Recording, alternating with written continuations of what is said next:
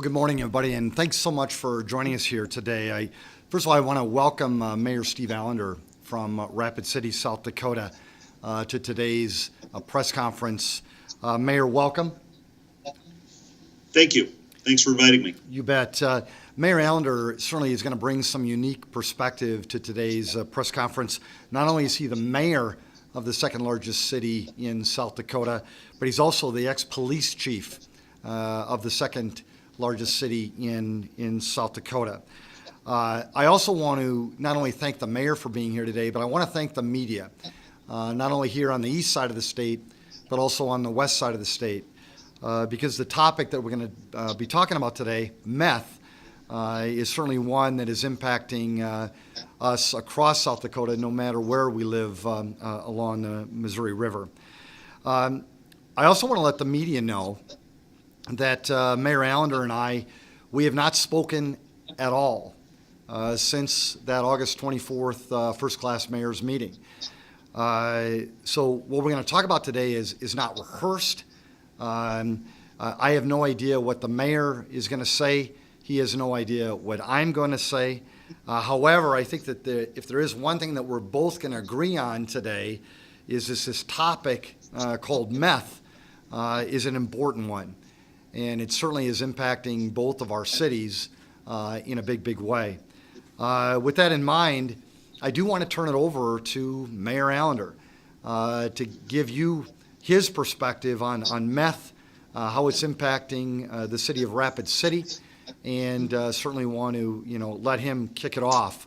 Because in all fairness, it was Mayor Allender at that first-class city's mayor's meeting that really brought this to the forefront. It wasn't Mayor Mike, it was Mayor Steve that did that. And so, Mayor, please kick off this press conference. Give us some perspective, please. Methamphetamine is something that we are still learning how to deal with. In the criminal justice system, we have a system that has worked fairly well as can be expected for the last 50 or so years on dealing with alcohol abuse and substance abuse. And how that affects our communities. So we have laws in place. So we've got the legislative branch working hard to help us. We've got the law enforcement people, the courts, prosecutors, corrections. All of these major components of the system have adapted to dealing with alcohol and heroin and cocaine and marijuana and some of the drugs that have risen to the top of the problem-causing elements for us. Methamphetamine, it's a amphetamine or methamphetamine. Those terms are not brand new, but I think the impact that we're seeing to our communities is new. Methamphetamine and its effects, and all of the people that it instantaneously recruits as addicts, challenge our system in place, and that's really what makes it hard to deal with. Police officers, prosecutors, and corrections are not equipped to deal with half a dozen or a dozen meth addicts being arrested in one night. To drive past a convenience store and see a drug transaction taking place, pulling over a car and finding everyone in that car under the influence of methamphetamine. So this is not as simple as a case of someone abusing a drug that the legislature has said is illegal. The issue here is much more complicated than that. It is a drug that is so encapsulating, so addictive, that it changes one's life. So today you're working and you're having a normal life by most standards. Now you become addicted to methamphetamine, and in days, weeks, months, you are robbing convenience stores, selling your property, selling your neighbor's property, doing everything you can to continue to supply methamphetamine to your habit, because that becomes the number one priority in your life, over your family, over your friends, over your employer. So to say that, drug use is a nonviolent crime and we shouldn't take up jail space, well, that's, everybody can agree with that to some extent. But there is no such thing as a casual meth user. There is only the meth addict, and that meth addict will destroy his or her life. in that addiction and will become a problem element for this community, a threat to our community's security. So that's why I think it's so important for all of us across the state to band together and to realize that we put someone in jail for meth. We're not just punishing them for a technical violation of a drug usage. We are protecting from nonviolent and violent crimes. They go hand in hand. So that's why we're here. I'm glad that Mayor Huther and City of Sioux Falls is on board, and I know many other cities across the state will be on board. But it's time for awareness. It's time for a different strategy and different action to protect ourselves and to protect our communities. The one thing, though, that we learned at the meeting on August 24th, and I touched on this yesterday, Mayor, was that it's just not a big city problem. It's not just Sioux Falls and Rapid City and Aberdeen that are dealing with this. What we found in that meeting is that every mayor, every city, every town is being impacted, and the resources to combat it are really being impacted as well. And I think that was the thing that probably rallied me the most to try to get Mayor Allender here today to talk about this. Mayor, one of the things that I've been asked by these media forces here in Sioux Falls, and I've tried to address it as best I can, but the question that I've been asked more and more lately is, Mayor, is crime increasing in the city of Sioux Falls?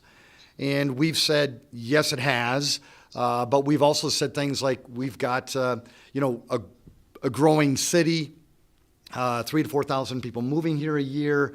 Not everybody's a good neighbor. We've talked about all this.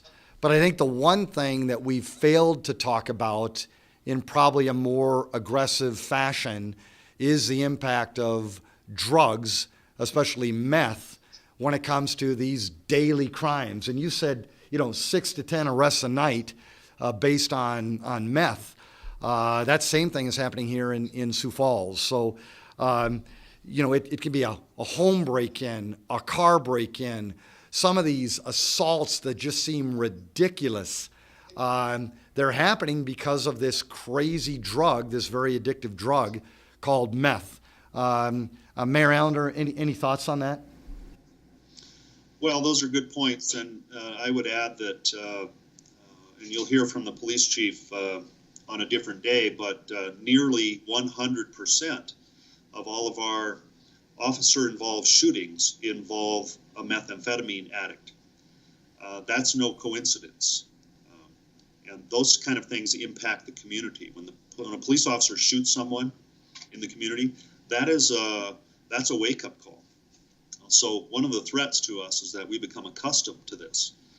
And that's something a community should never accept. They should never accept gun battles in their streets, whether it's between private people or private people and the police. Not that anyone does anything wrong, but there's a need for that officer to use that level of force. And in our cases, it's been in the height of a meth episode. So that's a bad signal for us. But I agree wholeheartedly. This is an everyday problem, and this isn't restricted to minorities or poor people or any area of town. This is a drug that's relatively cheap and easy to obtain. So that's the challenge we're up against. Mayor, yesterday I took one of the quotes that I heard during that August 24th meeting, and it was that basically it's pretty easy to get a hold of meth. You can find meth within 5 minutes of your city or in your town if you want that. And our police teams in Rapid City, our police teams in Sioux Falls, they're some of the best in the country. And if you can still find meth in 5 minutes, even with the best police teams in the country, I mean, that's an issue in itself. This ability to get this addictive drug. I mean, you've been on the police side of the equation, Chief and Mayor. I mean, any thoughts on that? Well, the public, the typical citizen only really understands what the bottom line is, what the police budget is. But they have little understanding of how much effort goes into suppress crime and what the cost is for a police officer, of 3 or 4 or 5 police officers to keep one patrol car running 24 hours a day with sufficient resources to be everywhere all at the same time. So that happens all across town. So the expense on the taxpayer is massive. And in spite of that, crime goes up. And even if crime stays the same, we add more police resources. Crime stays the same, that's the same as crime going up. The expense is more, the battle is more. And it's a battle we're not going to win. Certainly there's more citizens than there are police officers, but the expense to our communities is huge. And so all that money is money going into law enforcement, money going into corrections and prosecution. That money's not going to other places where it can be useful. So the impacts are tremendous on the community. And our police departments are very good. And across the state, I think they're very good. But we cannot keep up with a societal problem such as drug addiction. There has got to be some resources available for treatment, more readily available than they are today. That, to me, is the missing link in today's society. Mayor, I know that you and I are kind of working together today to talk about meth. And on Friday, we're going to talk more about what we can do as a community to educate our people about meth, whether it be in our schools, in our churches, in our at our employers. But at the same time, we don't talk about bad stuff like this very openly in Sioux Falls or in Rapid City or in Volga or in Yankton because we're so dang South Dakota nice. Do you talk about this stuff in Rapid City? And if so, how do you do it? How can you coach us on how we should do it here in Sioux Falls? This is just like the family reunion where you don't like everybody. I mean, you've got to find a way to bring out this conversation. You've got to have a way to say it tactfully. But on the other hand, this is an ugly situation.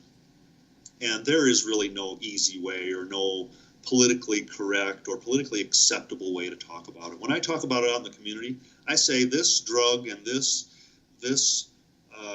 condition that we're living in now is tearing our community apart. It's putting all the resources in the wrong place.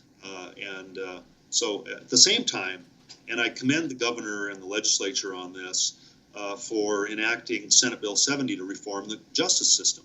There's always room for reformation within the justice system or any other major system. But unfortunately, my opinion is that the prevalence of meth use and the impact of meth addiction has served to kind of undermine some of those great principles that were used to reform the criminal justice system. And so, see there, I just said it. That is not a popular thing to say when you've probably got some state officials who are highly invested in that Senate Bill 70 listening. Very unpopular. In fact, I suspect some of them don't look at me the same today because I've talked about it. But that's the type of problem it is. It's important. Has to be spoken.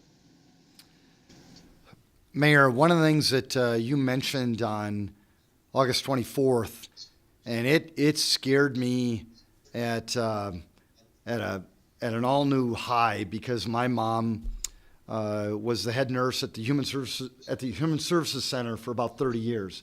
The old days we called it the state hospital, as you know. But you said the ability to self-analyze and self-correct is not very good when you're on meth. And basically it just kind of takes control of you and you don't make rational decisions. How in the world are we going to protect citizens or even help those who are addicted to meth? How are you going to deal with someone who's a robot to meth? Those are great questions, Mayor, and I think if we knew the answer to those questions, we would be on the right path to getting a hold of this terrible situation. But I think those are the questions that nobody can know right now. So me and my understanding of the system, I say, well, the state or the feds or the combination of all of the above have to be able to put together some type of acceptable and accessible treatment for meth. So I use this analogy of the sinking boat. When you get a hole in your boat, someone has to bail. That's the immediate problem. Someone has to patch the hole. That's the mid-range problem. And someone has to figure out how not to get another hole, and that's the long-range solution. So we really have to all work together. All elements of all of the systems of government, and specifically public safety, have to be able to work together to find the answers to your questions, because those are the questions of the day.